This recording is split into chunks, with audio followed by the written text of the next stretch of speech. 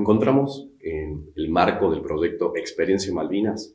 Soy el suboficial auxiliar cadete Palomeque, mi compañera. Cadete de cuarto año Escobar. Y podemos contar en el día de la fecha con la grata presencia del comodoro retirado, veterano de Guerra de Malvinas, don Daniel Valente, quien nos va a contar su experiencia durante lo que fue el marco del conflicto del Atlántico Sur. Y con esto, antes de comenzar, nos gustaría hacerle una pregunta que para nosotros es muy esencial, que es, mirando hacia atrás y volviendo en el tiempo, si nos podría comentar cómo fue que surge, de dónde nace su vocación con la vida militar y esta magnífica carrera que es la que estamos experimentando. Bueno, antes de comentarles eso, quiero agradecerles tenerme en cuenta para participar de este proyecto, que creo que es muy valioso para dejar el testimonio de quienes tuvimos la oportunidad de ser actores directamente en el conflicto, y creo que eso va a ser muy útil para rescatar la historia a que puede dar lugar a futuro toda esta gesta patriótica que fue Malvinas. Sobre el origen, yo vivía en toda mi niñez, la pasé en Santa Cruz, comandante Luis Piedrabuena. La única forma de comunicarse era viajando 2 días en auto a Buenos Aires, donde era originaria la familia, o en avión, que eran los DC-3 o los Curtis de la Armada o del ADE, de manera que desde chiquito estuve conectado con el medio aéreo.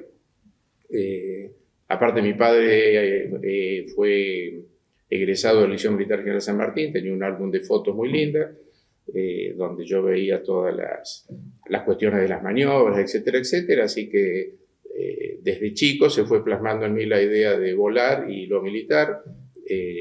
Ingresé al Liceo Militar, egresé del Liceo Militar San Martín en Buenos Aires. Y bueno, la Escuela de Aviación Militar amalgamaba lo que yo quería, que era el volar y militar. Les quiero agregar que durante el primer año de cadete, o sea, ya contemplando y conociendo los valores, la dinámica, las expectativas de la carrera dentro de la Fuerza Aérea, yo ya había tomado la decisión de que si por algún motivo no podía ser piloto, de todos modos me iba a quedar, porque la institución ya encontraba en la institución los valores y las posibilidades que interesaban para mi vida profesional futura. Muy bien, señor comodoro. En este caso le quería consultar, ustedes ya estando dentro de la escuela, en primer año, ¿ustedes ya sabían que iban a poder elegir la especialidad de ser piloto? ¿O fue pasando el tiempo y como en este caso nos pasa a nosotros ahora que recién llega un cuarto año y elige su especialidad? No, en la época mía nosotros rendíamos los exámenes de ingreso, teníamos un mes de internado, digamos, haciendo la adaptación, se generaba un orden de mérito y por orden de mérito se iba eligiendo escalafón. Es decir, los primeros teníamos oportunidad de elegir entre los 3 escalafones, aire general y técnico, y a medida que se iban agotando las vacantes iban quedando las opciones remanentes, habiendo gente que desde el inicio optaba, por ejemplo, por el escalafón general o por el escalafón técnico. Pero ya desde primer año teníamos una estructura académica, una currícula académica diferente. Muy bien. Y en el momento del conflicto, señor, ¿usted dónde estaba destinado? ¿Cómo era su familia? ¿Cómo fue ese momento? Bueno, yo egreso del CAM en el año 79. El grupo que va a la escuela de caza en Mendoza. Cuando terminamos la escuela de caza en Mendoza, que en el año 80, nos destinan a la 6ª Brigada Aérea, éramos alfereces en el 2.º año. La 6ª Brigada Aérea donde estaba el Dagger.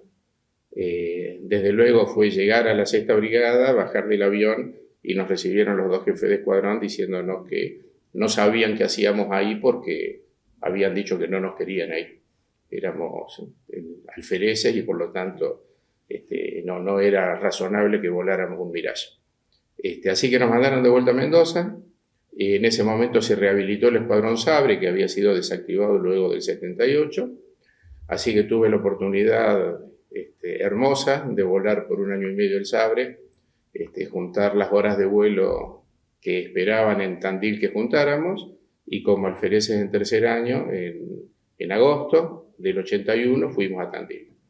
Éramos 3 compañeros. El 5 de noviembre del 81 hacemos el vuelo solo, y yo en ese momento estaba de novio con una cordobesa, que es la que finalmente me afincó acá, y nos casamos el 2 de enero del 82. Así que la familia mía en ese momento era la pareja, el matrimonio, mi familia en Buenos Aires, la familia de ella en Córdoba. Permiso, señor Comodoro. Sí, por favor. Acaba de mencionar bastante sobre lo que fue su adiestramiento y demás, y nos gustaría consultarle, porque a veces se ha dejado bastante preguntas sobre si realmente las Fuerzas Armadas estaban preparadas para el conflicto en sí, y nos gustaría preguntarle a usted, desde su punto de vista, si usted considera que el adiestramiento que recibieron antes del conflicto era suficiente, si estaban preparados y demás, señor Comodoro, para... Nosotros llegamos al 2 de abril del 82 con una capacidad operativa envidiable, de hecho, que nunca se recuperó, de alguna forma producto justamente de esa hipótesis de conflicto que llegó a una situación crítica a fines de 1978 con Chile. De manera que en cuanto a las capacidades operativas, yo creo que estábamos en la cúspide, por lo menos de lo que en mi trayectoria profesional he conocido. En cuanto al adiestramiento, yo diría que el conflicto de Malvinas presentó una novedad que fue el ataque a blancos navales. Era una cosa que francamente no había sido tenido en cuenta, no había sido considerado más allá de la teoría, pero nunca había sido ensayado, por lo tanto el adiestramiento en ese sentido, en lo personal o lo que yo conocía en la unidad de la Sexta Brigada, no puede considerarse apropiado. Sin embargo, inmediatamente se organizaron las cosas para conocer en detalle la estructura de las fragatas, el equipamiento, las tácticas operacionales de las fragatas, la adecuación del armamento. Bueno, hay cuestiones de espoleta, tiempos de armado, etcétera, etcétera, que tuvieron que ser consideradas ahí sobre la marcha, de manera que sin el adiestramiento previo sí se llegó con una capacidad adecuada dentro de las limitaciones que tenía el equipamiento. O sea, piensen que el Dagger puntualmente volaba a rumbo y por tiempo. No tenía ningún sistema Omega, ningún sistema satelital que permitiera identificar la posición más allá de lo que se había, la trayectoria que se había seguido, como les digo, determinado rumbo, determinado tiempo, y afectados por una deriva que hasta no llegar a un punto conocido, como podía ser algún punto conocido en la isla, no se podía identificar qué desvío nos había producido el viento. Otra consulta que queríamos hacerle, una vez que empezaron las hostilidades, cuando comienza el conflicto, ¿usted qué función cumplía o qué fue lo primero que tuvo que hacer cuando comenzó el mismo? Bueno, cuando comienza el conflicto, yo era oficial de escuadrilla, éramos tenientes. En ese momento, de los 3 compañeros que habíamos ido, uno había pasado a otra unidad, de manera que quedábamos 2, el teniente Carlos Castillo y yo, y estábamos en la etapa de instrucción. Nosotros hicimos el vuelo solo el 5 de noviembre, comenzamos a volar instrumental en noviembre y diciembre, en enero nos fuimos de licencia, en febrero volvimos a empezar el patrón de formación en el Dagger, y en marzo recién habíamos empezado a ver la cuestión de la capacidad de armamento del avión, de manera que nosotros estábamos todavía en lo que era la escuadrilla de instrucción. Claro. En esas condiciones fue que desplegamos el mismo 2 de abril a la tarde. En el caso de Carlos Castillo, él despliega inicialmente a Comodoro Rivadavia, yo a Río Grande. Río Grande era una pista de 2.000 metros que no tenía barrera, por eso no me permitieron volar, por la escasa experiencia y porque era una situación de infraestructura que era límite para la operación del avión. El Mirage no puede operar sin barrera de contención en pistas de menos de, creo que era 2.400 metros. Tal que desplegamos, Carlos tuvo la posibilidad en Comodoro de volar algunas horas, pero cuando vino luego un impasse en donde se pensaba que iba a haber una resolución diplomática de toda la situación, yo creo que fue el 16 o el 17 de abril, que me mandan a mí a Comodoro, ahí embarcamos con Castillo y volvemos a Tandil a continuar nuestro adiestramiento. Que ahí es donde, me acuerdo que pintamos en las calles de rodaje franjas que simulaban el ancho de la cubierta de un buque, entonces hacíamos rasantes para calcular con la mira calcular el punto de lanzamiento, etcétera, etcétera, tratando de adelantar un poco y de capacitarnos un poco más de lo que el entrenamiento que ya contaba. Del adiestramiento de alguna forma básico con el que contábamos. Estuvimos durante la segunda quincena de abril volando en Tandil, adiestrándonos en Tandil, y hasta que llega el 1 de mayo. Cuando llega el 1 de mayo, que ya ya el conflicto bélico en sí empiezan a haber acciones concretas de ataque de los británicos. Ahí se ordena un redespliegue de las fuerzas y el 5 o el 6 de mayo creo que fue, íbamos a salir 4 aviones que eran una sección con un instructor y Castillo, otra sección con el mayor Puga y yo. El mayor Puga era se había rehabilitado en el sistema, o sea, había vuelto. Ahí también quiero hacer mención a Musso, que quizás lo han escuchado. Musso había volado Mirage, se había ido de la fuerza, estaba volando en Aerolíneas Argentina y se reincorporó también al sistema. Y ese día estábamos, yo creo que fue el 5 de mayo, estábamos en Cabecera para despegar a Comodoro Rivadavia, y después de que despega la primera sección, que era el de Lepiane y Castillo, nosotros estábamos en Cabecera recargando combustible porque el trayecto era muy, muy largo. Entonces el avión de plataforma salía cargado, iba a Cabecera, en Cabecera repostaba combustible y recién ahí despegaba. Y en ese momento nos ordenaron volver a la plataforma porque había habido una información de inteligencia de que podía haber bombardeos en la zona de ciudades costeras. Entonces nos quedamos con Puga en una sección en alerta permanente para salir a interceptar eventuales bombarderos británicos que se detectaran. Permiso, señor. Respecto al 1 de mayo, que lo mencionó hace unos segundos también, ¿cómo lo vivió usted particularmente a este día que fue el bautismo de fuego para la Fuerza Argentina?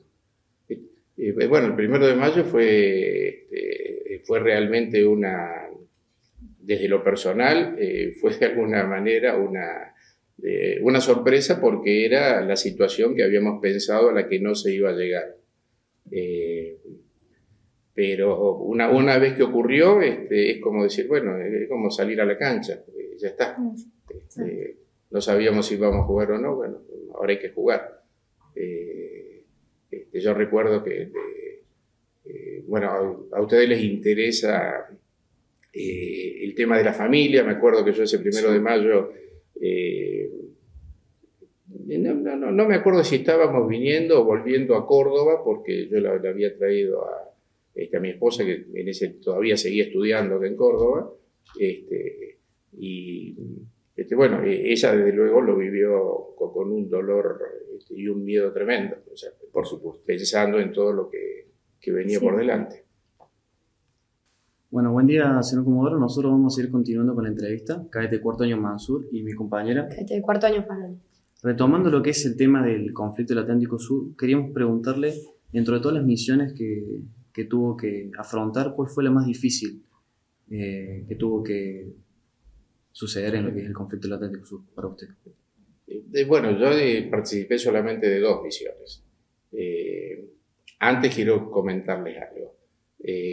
Yo les decía a sus compañeros que en mayo, nosotros después del 1 de mayo se efectúa el despliegue nuestro, el caso de Castillo a Comodoro, que luego va a San Julián. Yo me quedo en Tandil hasta que el tema de las amenazas de bombardeos nocturnos no se concreta, y finalmente alrededor del 18-19 de mayo despliego a Río Grande, que era donde había estado originalmente. En Río Grande no me querían poner en las escuadrillas debido a la falta de experiencia. Finalmente consigo que el jefe de escuadrón me ponga el 23 de mayo, y el 23 de mayo yo me voy a dormir figurando en 2 salidas para el día 24. Cuando llego el 24 de la mañana, donde nos reuníamos las tripulaciones para recibir las órdenes fragmentarias, las misiones, etcétera, etcétera, encuentro que me habían borrado nuevamente y figuraban 2 capitanes. El capitán Rode y el capitán Janet. Y bueno, cuando lo voy a ver al jefe de escuadrón de por qué era ese cambio, me dice el jefe de escuadrón, el mayor Napoleón Martínez. Me dice, Valente, yo no tengo nada que ver con esto, hable con Rode y Janet, que ellos lo sacaron. Y cuando voy a hablar con Rode y Janet, me dicen, usted es muy joven, tiene toda una vida por delante, esto es un tema de nosotros.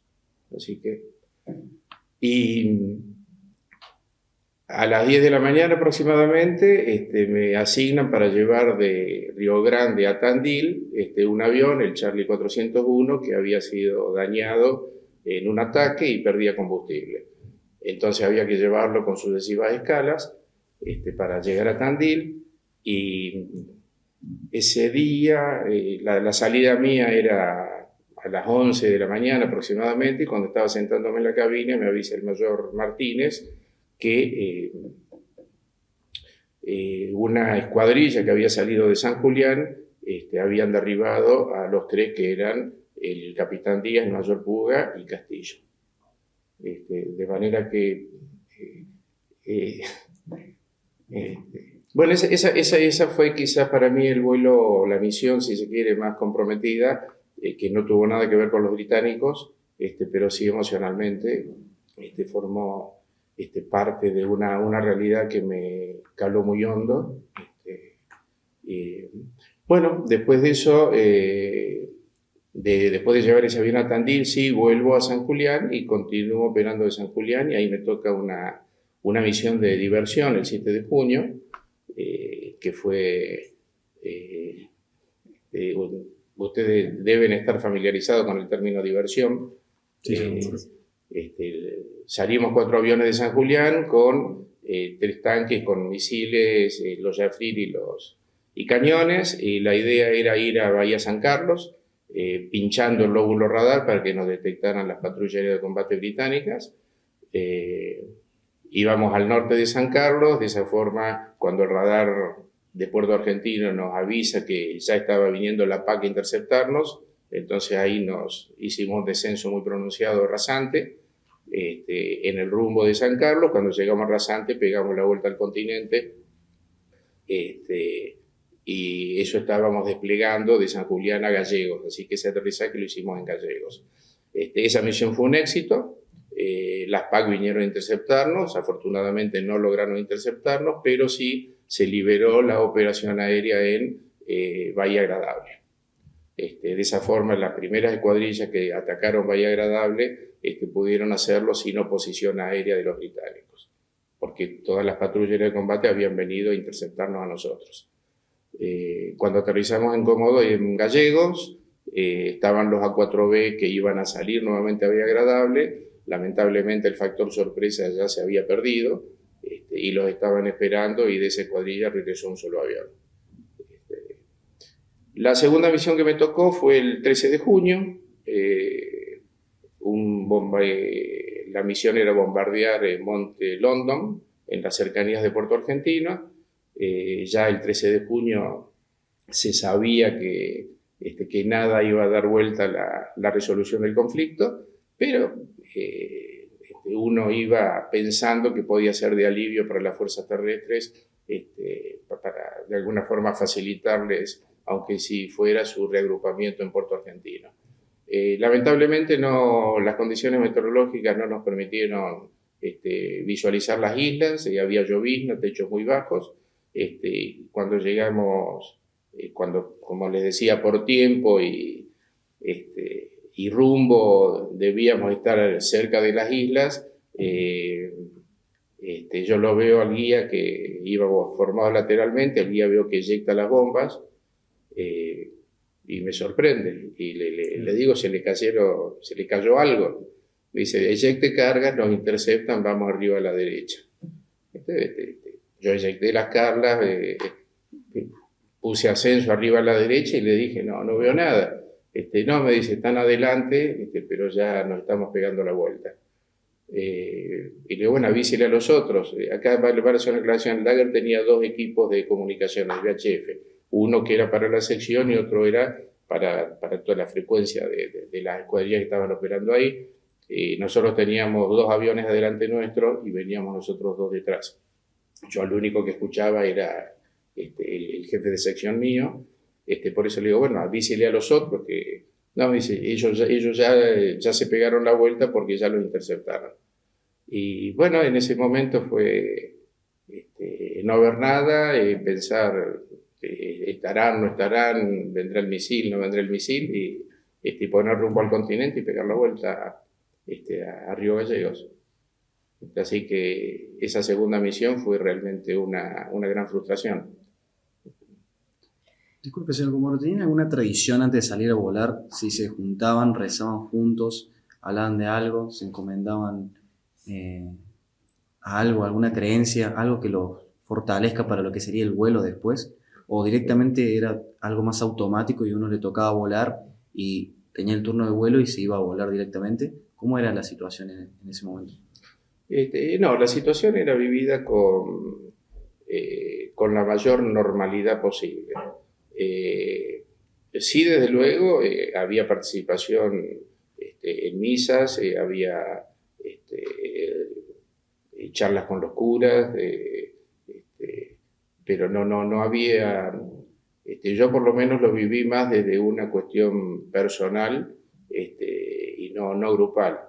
Lo grupal sí les digo, o sea, evidentemente todos estábamos imbuidos de la misma fe cristiana, todos estábamos confiados o puestos en las manos de Dios, pero en cada vuelo se trataba de tomarlo como una cuestión normal, de forma tal de ser lo más profesional y concentrado posible en lo que se estaba haciendo. Ahora bien, usted anteriormente había mencionado que ya se veía el fin del conflicto o cómo iba a terminar. ¿Cómo recibió usted la noticia cuando se enteró que había cese el fuego mediante la Fuerza Aérea Argentina? Francamente, con alegría, porque ya era un desenlace lamentablemente muy previsible, de forma tal, como les dije antes, uno en esas misiones de los últimos días de junio, o sea, del 12 al 14 de junio, recuerde que el 13 de junio derriban un Canberra en un bombardeo nocturno. Nadie pensaba que con esa operación o con esa acción iba a modificar el curso de los acontecimientos, era simplemente llevar alivio a la gente que estaba bajo el fuego enemigo en la isla. De manera que yo personalmente lo viví como un alivio porque, bueno, esa presión se terminó.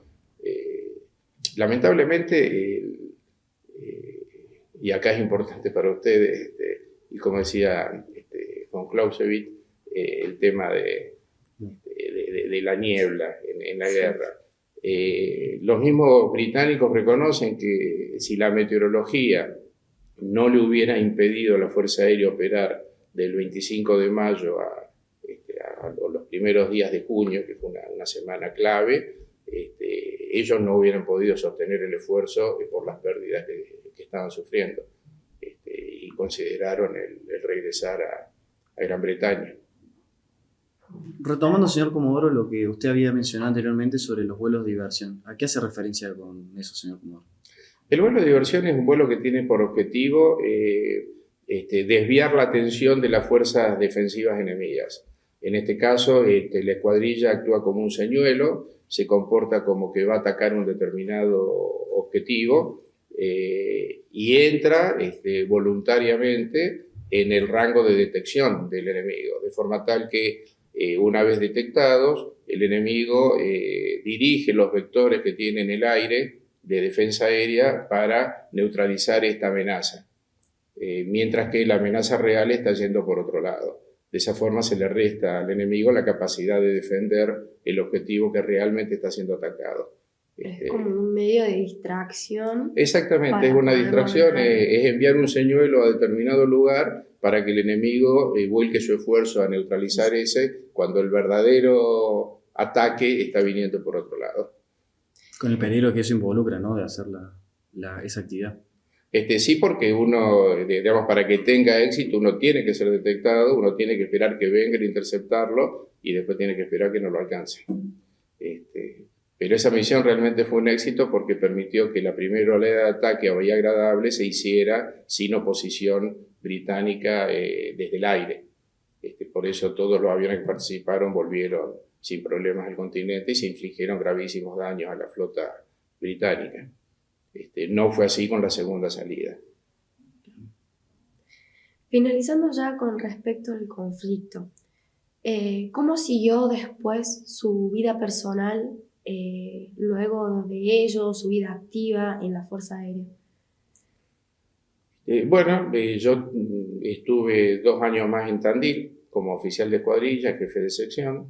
Vine a la Escuela de Aviación Militar como instructor de vuelo, al curso de aviador militar. Me desempeñé como jefe de escuadrilla en el curso de aviador militar. Y luego fui al Centro de Ensayo de Armamento y Sistema Operativo en Río Cuarto, que allí estuve 5 años. Fue una experiencia muy interesante profesionalmente, por la cuestión de los ensayos de armamento, los sistemas operativos, el SINT, etcétera, etcétera, pero fundamentalmente porque me puso en contacto muy cercano con el personal civil de la Fuerza. El Área Material Río Cuarto es un organismo logístico técnico donde el corazón de su actividad la llevan a cabo personal civil, y ahí tuve la oportunidad de reconocer la valía de esa gente y el amor que tiene por la Fuerza Aérea. Más allá de que durante el conflicto y en las unidades uno participa, desde luego, con los civiles y los suboficiales, formando un equipo de trabajo donde cada uno es esencial y hace al conjunto. Pero Río Cuarto, al estar en el departamento personal, o sea, como jefe de personal, y conocer ya, vincularme desde el aspecto más administrativo con el personal civil, fue para mí una experiencia sumamente valiosa.